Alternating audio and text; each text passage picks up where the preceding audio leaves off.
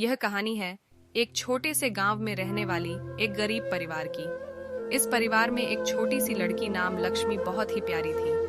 लक्ष्मी के पिता रामचंद्र एक नियमित रोजगार नहीं रख पाते थे और माता पिता की इस स्थिति में लक्ष्मी को स्कूल जाने की सुविधा नहीं मिलती थी। लक्ष्मी गर्भवती महिलाओं के लिए समर्पित एक गर्भाश्राम में एक दिन काम करने लगी।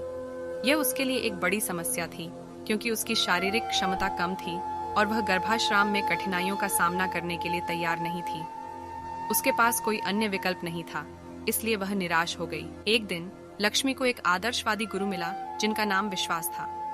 विश्वास ने लक्ष्मी को सुना और उसकी व्यक्तित्व और सामर्थ्य को देखते हुए उसे आश्वस्त किया कि वह अपने अंतर्निहित क्षमताओं को खोज सकती है और अपने लक्ष्य की ओर अग्रसर हो सकती है। विश्वास ने लक्ष्मी को एक छोटे से साप्ताहिक विकल्प पर काम करने का सुझाव दिया। उसने उसे यह सिखाया कि जब वह किसी कार्य को ईमानदारी से करेगी तो उसकी क्षमताएं सुधारने और मजबूत होने लगेंगी। लक्ष्मी ने विश्वास की बात सुनी और उसे मान लिया। दिनों बीतते गए और लक्ष्मी ने अपने काम को ध्यान से किया। वह मेहनत के साथ काम करती थी, अपने क्षमताओं का उपयोग करती थी और सफलता की ओर बढ़ रही थी।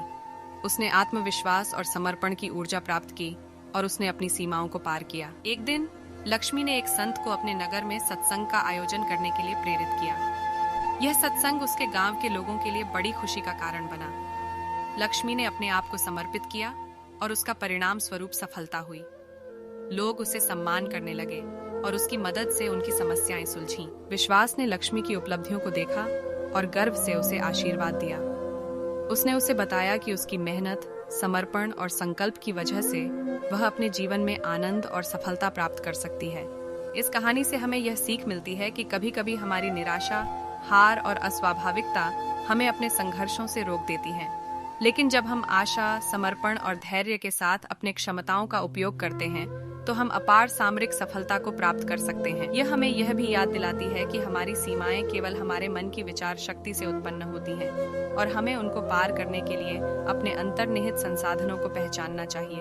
मेरा वीडियो आपको कैसा लगा कमेंट करके बताइए। सब्सक्राइब, लाइक और शेयर करें।